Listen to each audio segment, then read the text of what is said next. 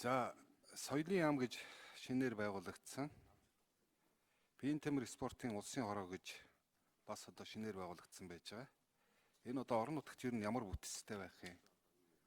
Одоо бол орон нутагт бол боловсрол соёл урлагийн газар гэж байгаа. Тэгээ энд бол соёлын нэг мэрэгчлэн байсан. Тэнд одоо шинээр одоо бүтц байгуулагдах уу гэдэг. За, биеийн тамир спортын улсын хороо гэдэг их том хороо болчлоо л доо. Боловсролын яамн дээр байсан хүмүүсээ татж аваад зэрэг цол өгдөг. За, бүхий л арга хэмжээ зохион болгодог ийм томоохон хороо болчлоо. Орон нутгад дээр ер нь ямар салбар нэгжтэй байх юм бэ гэдэг асуудлыг асууя. За, шарав шамс дарга хариулах уу?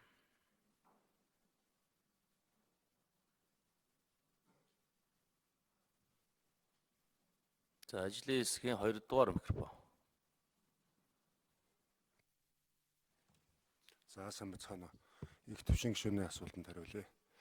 За, биеийн тамир спортын засгийн газрын хэрэгжүүлэгч агентлаг биеийн тамир спортын газар нь энэ жилээс ерөнхий сайдын дэргэд засгийн газрын тохируулагч агентлаг биеийн тамир спортын улсын хороо болж өөрчлөгдлөө. Энэ тохируулагч агентлаг болсныхоо хувьд энэ бүтцийн хувьд босоо чиглэлийг барьж байгаа. Нийт 21 аймаг нийслэлтэй биеийн тамир спортын хороо гэдэг нэрээр явахаар төлөвлөгдөөд ажиллагаа цаашаа үргэлжлэж явж байна. Нэггээр л босоо чиглэлтэй болно гэсэн.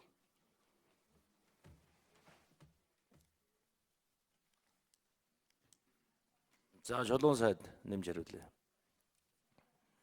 4 дугаар микрофон.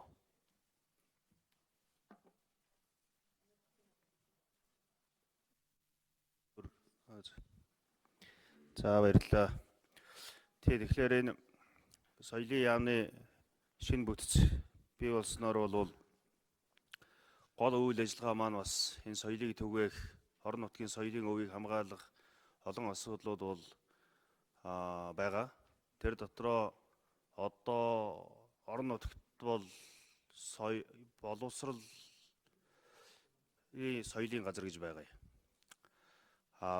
Тэнд бол нэг оронтойтой, дээдлэн нэгээс 2 оронтойтой. Тэгээд нэг музей, номын сан, театр гэдэг ингээд ерөнхийдөө мэрэгжил арга зүй янз бүрийн зүйлээр бол хаягдтсан. Хамгийн одоо хаягдмал, шахагдмал, гологдмал ийм газар байгаа. Тэгэхээр бид нар бол соёлын газар гэж шинээр одоо байгуулах юм хүсэлтэй. Одоо засгийн газарт оруулах юм бэлтгэл ажлаа хийж байна. Ер нь босоо тогтолцоотой. Гэхдээ мэдээж орон нутагтай харилцаа сайтай байх.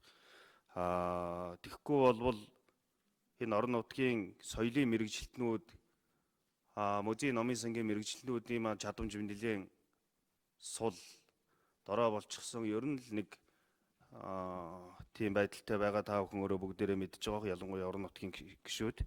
Тэгэхээр бид нар бол ийм босоо байж илүү үр дүнтэй явна гэж үзэж байгаа. Тэгээд энийг засгаар орох багт.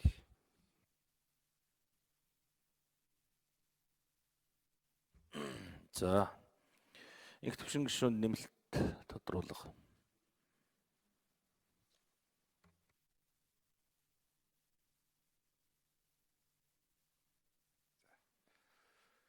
За, биеийн тамир спортын улсын хороо хамгийн гол нь энэ аймагуд дээр байж байгаа биеийн тамир спортын газрынхаа бүтцийг баталж яадаг баймар байна.